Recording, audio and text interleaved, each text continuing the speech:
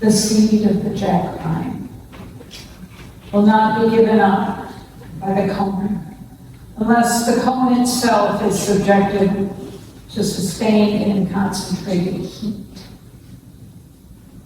The forest fire sweeps all before it, and there remain but the charred remainders of a former growth and a former beauty. It is then in the midst of the ashes that the secret of the cone is exposed. The tender seed finds the stirring of life deep within itself, and what is deepest in the seed reaches out to what is deepest in life. The result, a tender shoot, gentle roots, until at last there stands straight against the sky the majestic glory of the jack pine. May these words find resonance within the hearts of those gathered and within the heart of the universe. Well, many of you will recognize the opening words from Dr. Howard Thurman, telling the story of the jack pine, a tree that grows in difficult conditions and only releases its seeds when it's been exposed to fire. There are several species like this, the jack pine. Thurman writes, the secret of the cone is exposed. The potential is revealed. It is then that we see what was hidden in that cone in the deepest parts, shielded from its environment until the fire comes. And when this happens, life happens. Tender, precious life. Thurman uses this as a metaphor for our human experience. He writes, it is not too far afield to suggest that there are things deep within the human spirit that are firmly embedded, dormant, latent, and inactive. These things are always positive, even though they may be destructive rather than creative. But there they remain until our lives are swept by the forest fire. Some tragedy, either personal or collective. The experience releases something that has been locked up within all through the years. If it be something that calls to the deepest things in life, we may, like the jack pine, grow tall and straight against the sky. Did we hear that correctly? These things are always positive. What's Thurman saying? Is this the feel-good message that's often referred to as spiritual bypass? A message that's all good. That all we have to do is look at the bright side, say some affirmations, and our problems will disappear. Abramate describes it as a spiritual band-aid, made up of joy and peace. I'm quite sure that this is not what Thurman is referring to. Instead, Thurman wrote often and openly about the vicissitudes of life, both creative and destructive forces that abound in our daily life. Instead, I think Thurman, a profound mystic, was echoing the sentiments and wisdom of a previous mystic, Julian of Norwich, who said, all shall be well, and all shall be well, and all manner of things shall be well. Now, this is widely quoted as a way to feel good about life and to know that actually there's nothing we need to do. But I don't think that is what Julian meant either. She continues. He did not say, you will not be assailed, you will not be belabored, you will not be disquieted, but he did say, you will not be overcome. Of course, we've heard this before and since, and at some level we know it to be true. Certainly Nelson Mandela knew it to be true. We know that we will not be overcome. We know it so deeply, it may be at the level of the seed, deeply embedded in our soul. Now, to give some context, Julian lived in the 14th century. And she wrote a book in 1393, often touted as the first book written by a woman, but who knows. 1393, entitled Revelations of Divine Love. Julian was led to the famous quote about being well during a time of profound illness, from which she was not expected to recover. She says that this is when she received the message about being well. She also received a series of visions, one of which was of another seed. And in this sight, he showed a little thing, the quantity of a hazelnut, lying in the palm of my hand, as it seemed to me, and it was as round as any ball. I looked therein with the eye of my understanding and thought, what may this be? And it was answered generally thus, it is all that is made. I marveled how it might last, for it seemed to me it might suddenly have fallen into naught for its littleness. And I was answered in my understanding. It lasted, and ever shall, because God loveth it. And so hath all things been by the love of God. Well, this revelation highlights our human ability to be curious, I think, to wonder, to ask, what may this be? This curiosity demands a humility and openness to the current moment, to what might be. Instead of a small, insignificant thing, or a destructive force like a fire, our curiosity allows us to be curious about the moments and to see them as opportunities. As my teacher, Gabarante, says, treasures. These are treasures to be explored. Julian understood this, I think. She understood that curiosity has the power to wipe away our assumptions, our judgments about ourselves, about each other. It helps us to grow, like the seed of the jack pine and like the hazelnut seed. If we're able to be curious about ourselves and about each other, we may not be so prone to fighting, to abusing, and to oppressing each other, and to be repressing and covering up parts of ourselves. We may instead become more aware of the impact of the love of God, the all-pervading presence. of our innermost and precious seeds.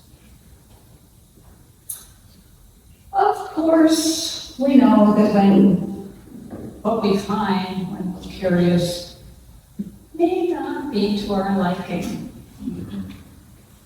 It may not make us feel good. We may not go away thinking all shall be well. This is the reality that Thich Nhat Hanh spoke of in this film. Do not say that I'll depart tomorrow, because even today I still arrive. Look deeply. I arrive in every second to be a bud on a spring branch, to be a tiny bird with wings still fragile, learning to sing in my new nest. My joy is like spring, so warm it makes flowers bloom in all walks of life. My pain is like a river of tears, so full it fills up the 4 oceans. Please call me by my true name so I can wake up, and so the door of my heart can be left open, the door of compassion. Now, I suggest you look up that entire poem. It's can be disturbing, but it tells the story of both the joy and the pain arriving in every second. Well, Julian was clear that embedded in this seed, the seed of the current moment, is the compassion, our love of one another, a reflection of the divine love. She continues the plant metaphor when she wrote, our life is grounded and rooted in love. And without love, we may not live. We know this is true as well. Most of us have seen the horrible results of a child that is not nurtured. I continue to this day to be haunted by the footage of the Romanian orphans during the reign of dictator Nicolae Ceausescu.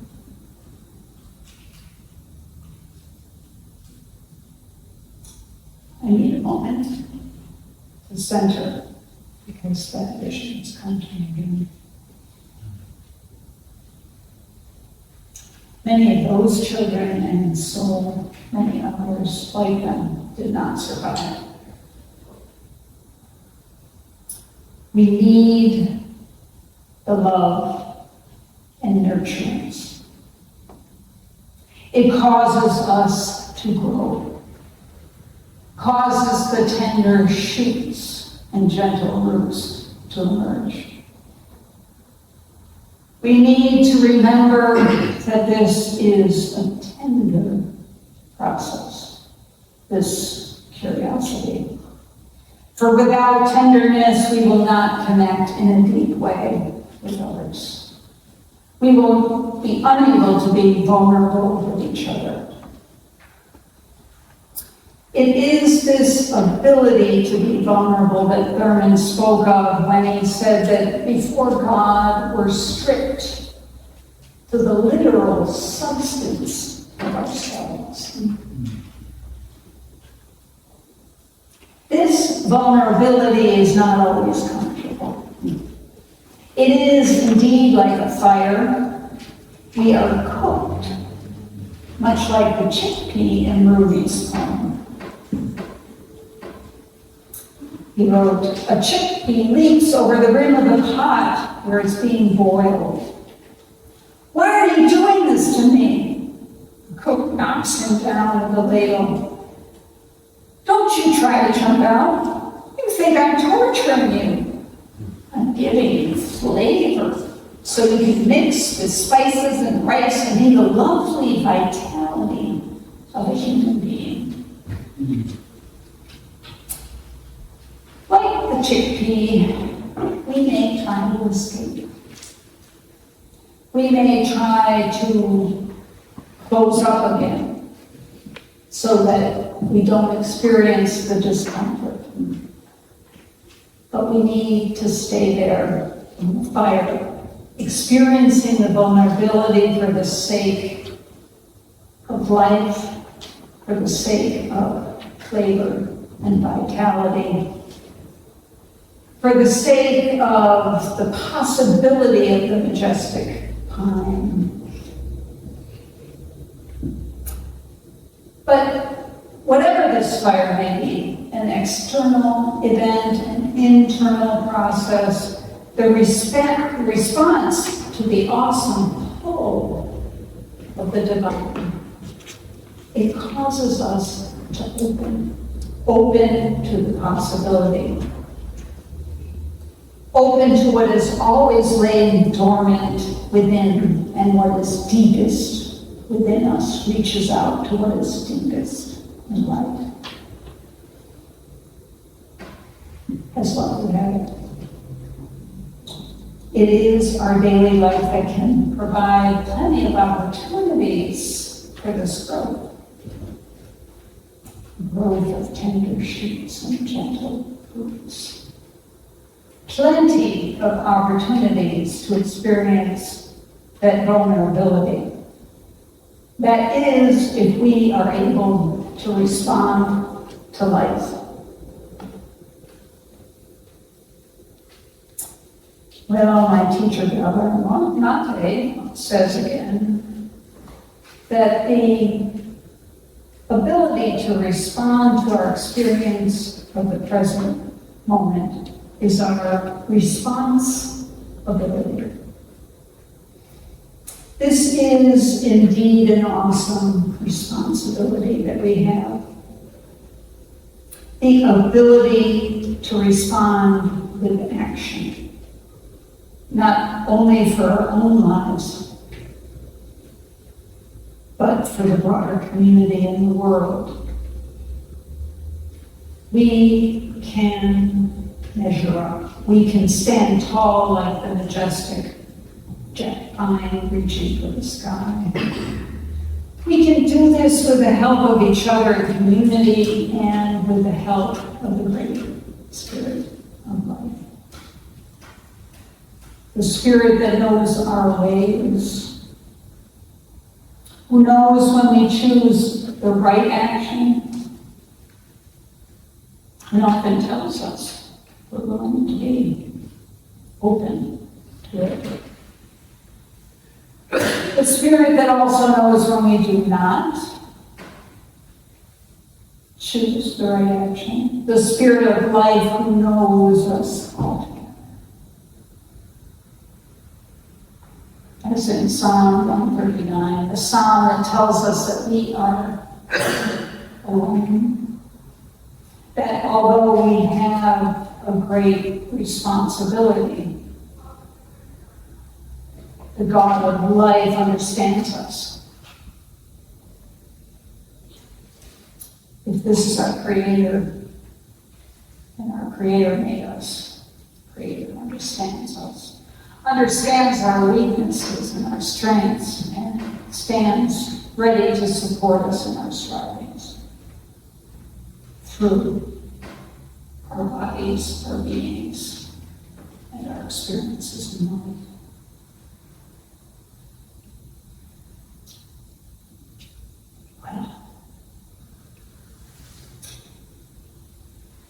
Well, my hope is that each of us is able to rest in the knowledge that there is strength sufficient for all our needs. Mm-hmm. And that with genuine curiosity for life, for ourselves, and for each other, we will be able to keep before us the moments of our high resolve, that we may not forget that to which our lives are committed. And may we respond to life and to each other with the curiosity and the compassion that's so deep that it informs every action. Amen. Amen.